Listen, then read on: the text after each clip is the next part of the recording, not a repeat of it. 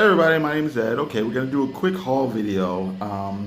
I'll talk about a couple of comics I've read, and then I'll show you stuff I got new. So we'll just jump into it. Lois Lane #3. I'm sure I mentioned this before. I like the story. It's the whole thing of Lois Lane uh, being a reporter, being an investigator.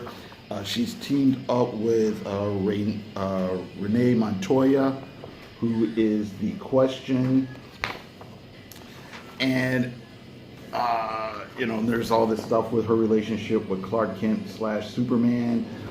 While she's kind of investigating things, there's the whole thing that their relationship is being made kind of public, and so she's kind of dealing with both things at once. I like the story. I'm sure I've mentioned this before. The art in this comic is starting to bring me down. It's just so, excuse me. It's just so rushed and not. It's just very rushed looking, it's one of those things where I feel I know the artist can do a better job, but it's. It's like they're not really spending enough time on the oh, I better not show this. I'm giving something away here. Not spending enough time on the pencils and making the things seem cohesive and consistent, and just trying to like fix it in the inking stage, and it's not working all the time. So, okay, all right. Oh, this is interesting. Poison Ivy and Harley Quinn. This might be interesting. I don't know. I have no idea. But okay, there's that. Spider-Man life story I've mentioned before. They had a good idea. The whole idea of Peter Parker aging in real time. So we're up to the 2000s and he's a man in his 60s. I just think they blew it. I think they had this great concept. We really could have said a lot about being an adult and aging and what responsibility means and how that works or doesn't work with the whole superhero thing. And they just blew it. It just feels like just a normal superhero comic, and they just could have done so much more with that. You could have said so much more, like I said, as far as actually dealing with like real life issues and whatnot, and the whole kind of metatextual stuff, dealing with the superhero genre and how characters don't normally age and la di da di da. But like I said, I don't think it's a bad comic. I like Mark Bagley's art, speaking for myself. But like I said, they just blew it. They just gave you just a normal superhero comic. So, oh wow. Deadly Rat. This is the Western. This is the kind of, I don't know if you want to call it acid Western, but it's from Kelly Sue DeConnick and Emma Rios. And I like the art. It's fun. They've kind of pushed up the timeline to it's the early 20th century. It's the beginning of, it's the 30s. So it's the beginning of Hollywood. And there's been this kind of murder mystery, so we'll see how that goes. We're introduced to this dude. He's kind of a psychic or whatever, but it's suggested that he's really a con man. But at the same time, there's actual supernatural things going on in this world. So. All right, so it was fun and enjoyable for what it was. Gideon Falls, everybody knows I like this comic. It's great. Black Widow #1. I enjoyed it. This is kind of what I want out of a Black Widow comic. It's Natasha doing espionage stuff, doing mystery stuff. She's at some high society function. Tony Stark just happens to be there, but she kind of exposes this kind of corrupt businessman and kind of in front of all of his donors and whatnot. And it's fun. I like the art. I like the story. I thought it was well paced. It's a setup for a bigger story. The only thing I have an issue with is Um, we get here, right? Oh no, not here. We get this double page spread. She's tearing into some like security guards. Why the blankety blank is she wearing ballet slippers? It's like, I know the history, the fictional history of the character. I know she's supposed to be an ex-ballerina, but why is she wearing ballet shoes? She's at some high society function. You can say, okay, she changed into them so she could, do this action stuff. But again, why would you slip out of your more formal wear to put specifically ballet shoes on? It doesn't really make that much sense, but that's fine. That's fine. It's totally cool. Anyway, so I was very happy with this issue of Black Widow, Web of Black Widow. I think it's a big improvement over the last miniseries. Not that the story for the last miniseries is bad, but I wasn't a big fan of the art. Okay, so now I'll show you other comics I got. So, Coffin Bound number 2.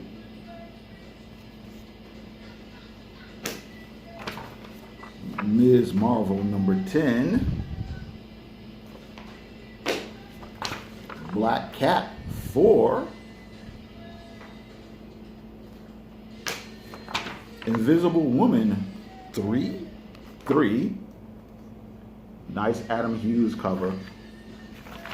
I like this art too. The art is it's kind of stiff, but it still works for me. It's the coloring and the clean lines and the anatomy and the attention to detail and everything. It just makes it almost looks like, well, I don't know, but it really works for me.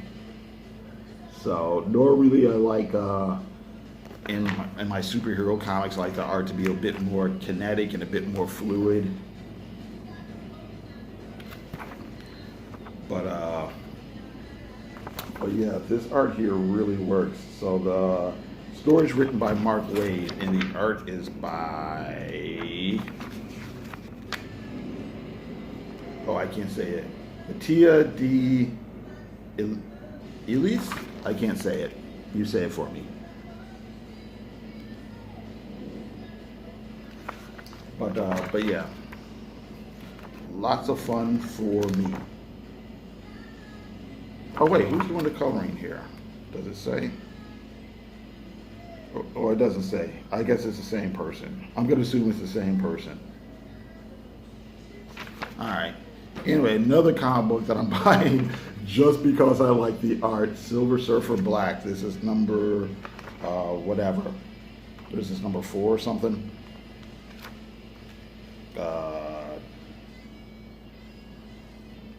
Art by Trad Moore. Oh, but here's the wraparound cover, right? So here he is as Silver Surfer. Here he is as Norrin Rad. But it's just fun. It's just fun and far out and trippy. I'm just digging the hell out of just looking at the pages. Sorry, I don't even care about this Venom stuff and all that bullshit. I just like looking at it.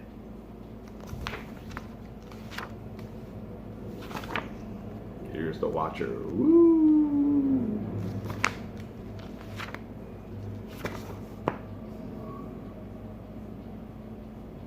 All right, cool. Powers of X 4. And King Thor number 1. Jason Aaron, the artist, Isad Ribic. So this should be fun. I like Isad Ribic's art. Again,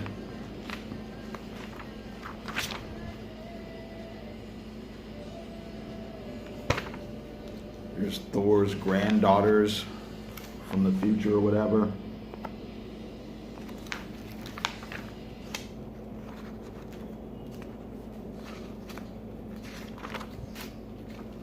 see what else we got going on here.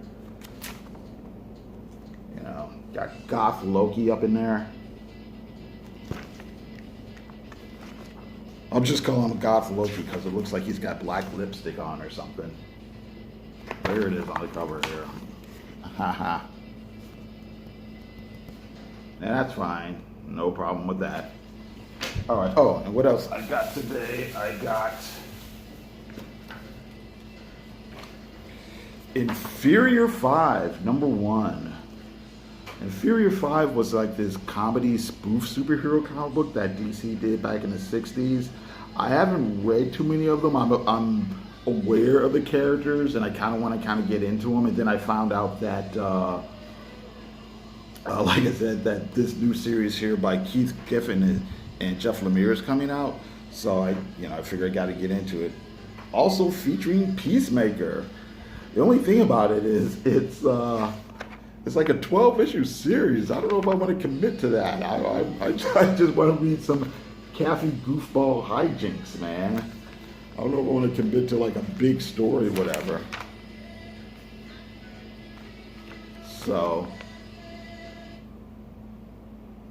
and I'm like, where's Dumb Bunny at? Where's like the fat guy at? And all that type of stuff. So it looks like it's one of these weird sort of, let's remake, oh, what the fuck is this? Ha! The Road to Madness Begins, the stunning new vision of the origin of Harley Quinn by writer-author Stefan Sijak. This is the guy that does the Sunstone kind of sexy bondage comic. Huh. Here's the thing, I don't know how I feel about that.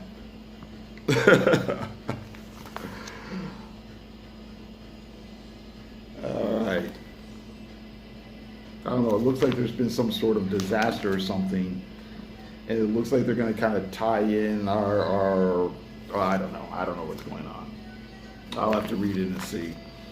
But like I say, I'm sure it's going to be funny, but I want some more over-the-top, obvious, cartoony hijinks. Bought this on a whim, Justice League 32. We'll see what's going on here. It looks like there's some fighting with the Legion of Doom or whatever.